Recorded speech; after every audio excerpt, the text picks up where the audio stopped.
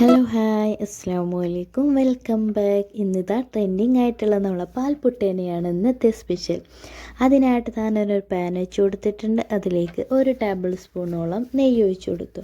നെയ്യ് നന്നായി മെൽറ്റായി ചൂടായി വരുമ്പോൾ ഇതിലേക്ക് ഒരു 1/2 കപ്പോളം തേങ്ങ ചിരകിയത് ചേർത്ത് കൊടുക്കണം.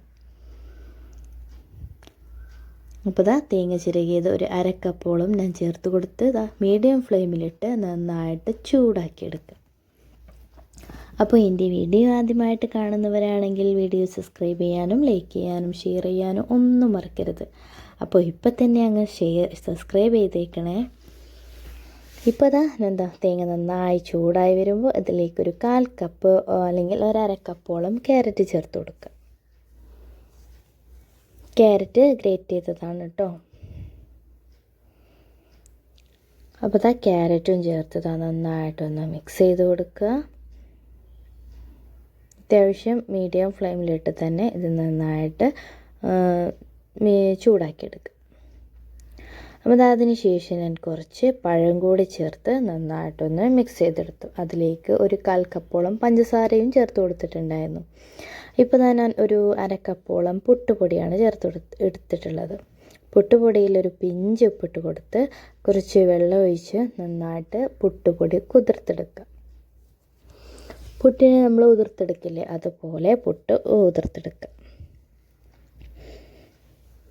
പുട്ടുപൊടി നന്നായി ഉതിർത്തതിന് ശേഷം ഒരു 10 മിനിറ്റോളം ഒന്ന് അങ്ങ് മാറ്റി വയ്ക്കാം. അപ്പോൾ കുറേശ്ശെയായിട്ട് വെള്ളം ഒഴിച്ചെടുത്ത് ഉതിർത്തെടുക്കുക കേട്ടോ. ഇത് ഞാൻ പച്ചരിയും ചാക്കരിയും കൂടി കൂട്ടിയിട്ട് പൊടിച്ചെടുത്ത പുട്ടുപൊടിയാണ്. അപ്പോൾ ഞാൻ നേരത്തെ തേങ്ങയും ക്യാരറ്റും പഞ്ചസാരയും തേങ്ങയും എല്ലാം കൂടിയിട്ട് മിക്സ് ചെയ്തിട്ടില്ലേ, അത് ഇതിലേക്ക് ചേർത്ത് കൊടുത്തു. എന്നിട്ട് നമ്മൾ ഈ ഒരു താവി വെച്ച് ഇത് നന്നായിട്ട് മിക്സ് ചെയ്തെടുക്കുക. കട്ട കെട്ടാതെ നമ്മൾ താവി വെച്ചിട്ട് വേണം മിക്സ് ചെയ്തെടുക്കുക. ഞാനൊരു 1/2 കപ്പ് പഴുത്ത നേന്ത്രപ്പഴമാണ് കേട്ടോ ഇതിലേക്ക് യൂസ് ചെയ്തിരുന്നത്. അപ്പോൾ അത് നന്നായിട്ട് മിക്സ് ചെയ്യുന്നതിന് മുമ്പായിട്ട് ഞാൻ 10 രൂപയുടെ അമൂല്യൻ്റെ പാക്കില്ലേ പാൽപ്പൊടി, അതും കൂടി ഇതിലേക്ക് ചേർത്ത് കൊടുക്കുകയാണ്. അല്ല എന്നുണ്ടെങ്കിൽ പാൽ വെച്ചിട്ടും വേണമെങ്കിൽ പുട്ട് ഉതിർത്തുമ്പോൾ അതും ചെയ്യാം കേട്ടോ. അപ്പോൾ ഞാൻ ഇതിലേക്ക് ഏകദേശം ഒരു 2 ടേബിൾ സ്പൂണോളം ഉണ്ടാവും പാൽപ്പൊടി കൂടി ചേർത്ത് കൊടുത്തു. എന്നിട്ട് താവി വെച്ച് നന്നായിട്ടൊന്ന് മിക്സ് ചെയ്തെടുക്കുക. അപ്പോൾ നമ്മളെ പുട്ടിൻ്റെ ബാറ്റർ റെഡി ആയിട്ടുണ്ട്.